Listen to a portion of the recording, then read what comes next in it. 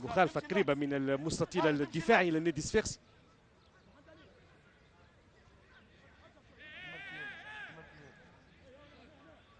ثم يوسف المساكني دراجي،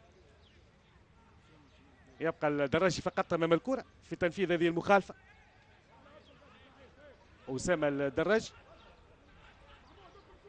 والنادي الصفاقسي يشكل جدار دفاعي طبعا امام هذه الكرة.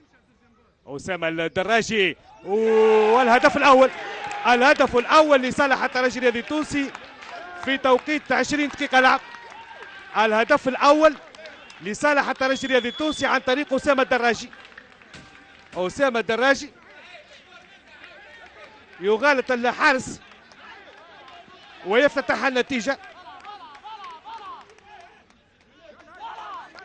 20 دقيقة لعب تتغير النتيجة لصالح الترجي الرياضي التونسي. أمامكم الإعادة. أسامة الدراجي ينفذ المخالفة ويغالط الحارس جسم الخلوفي. إذن هدف مقابل 0.